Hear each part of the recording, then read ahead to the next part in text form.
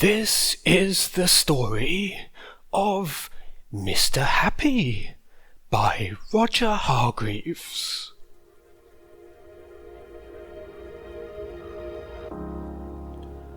On the other side of the world, where the sun shines hotter than here, and where the trees are 100 feet tall, there is a country called Happy Land.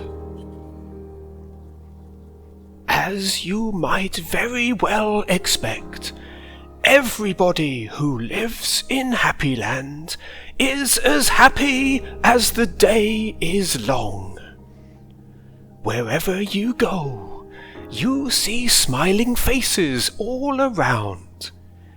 It's such a happy place that even the flowers seem to smile in Happy Land. And as well as all the people being happy, all the animals in Happy Land are happy too. If you've never seen a mouse smile, or a cat, or a dog, or even a worm, go to Happy Land.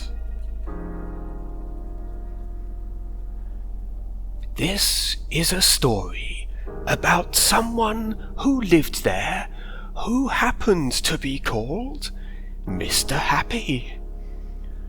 Mr. Happy was fat and round and happy.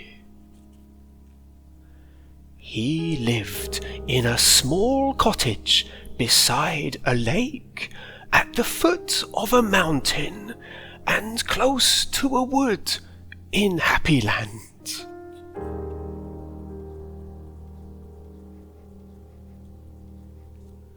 One day, while Mr. Happy was out walking through the tall trees in those woods near his home, he came across something which was really rather extraordinary. There, in the trunk of one of the very tall trees, was a door. Not a very large door, but nonetheless a door. Certainly a door. A small, narrow, yellow door. Definitely a door. I wonder who lives there, thought Mr. Happy to himself, and he turns the handle of that small, narrow, yellow door. The door wasn't locked, and it swung open quite easily. Just inside the small, narrow, yellow door was a small, narrow, winding staircase leading downwards. Mr. Happy squeezed his rather large body through the rather thin doorway and began to walk down the stairs. The stairs went round and round and down and down and round and down and down and round. Eventually, after a long time, Mr. Happy reached the bottom of the staircase. He looked around and saw there in front of him another small, narrow door, but this one was red. Mr. Happy knocked at the door. "Who's there?"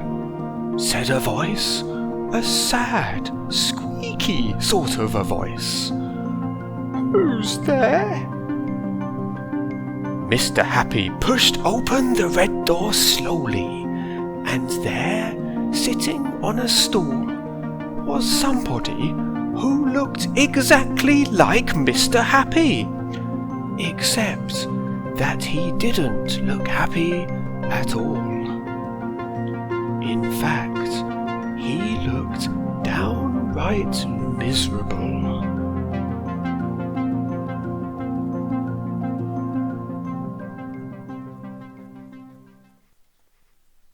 "Hello," said Mr. Happy. "I'm Mr. Happy." "Oh, are you indeed?" sniffed the person who looked like Mr. Happy, but wasn't. "Well, my name is Mr. Miserable, and I'm the most miserable person in the world." "Why are you so miserable?" asked Mr. Happy. "Because I am," replied Mr. Miserable. "How would you like to be happy like me?" asked Mr. Happy. "I'd give anything to be happy," said Mr. Miserable, "but I'm so miserable, I don't think I could ever be happy," he added miserably.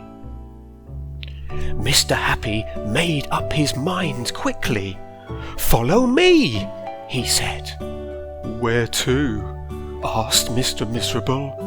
"Don't argue," said Mr. Happy, and he went out through the small, narrow, red door.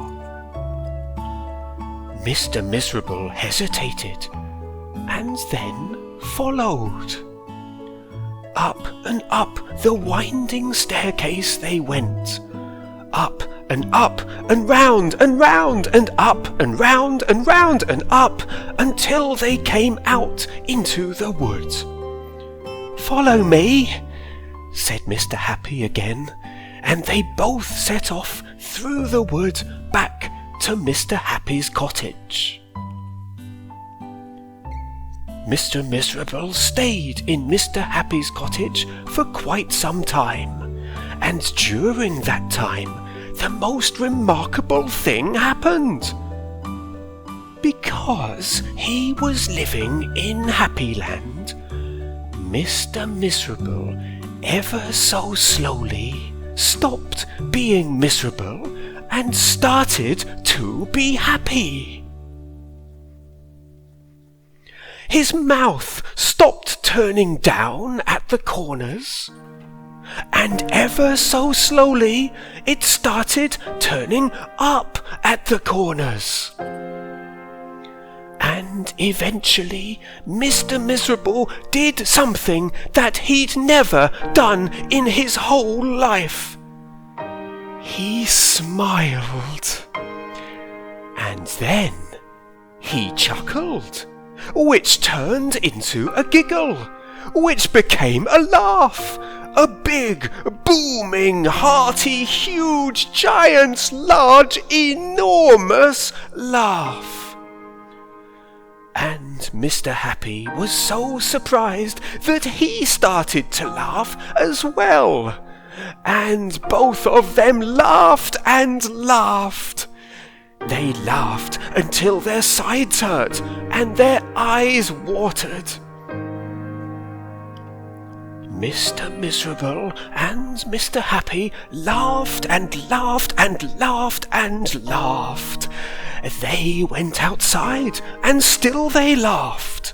And because they were laughing so much, everybody who saw them started laughing as well. Even the birds in the trees started to laugh at the thought of somebody called Mr. Miserable who just couldn't stop laughing. And that's really the end of the story, except to say that if you ever feel as miserable as Mr. Miserable used to, you know exactly what to do, don't you? Just turn your mouth up at the corners. Go on.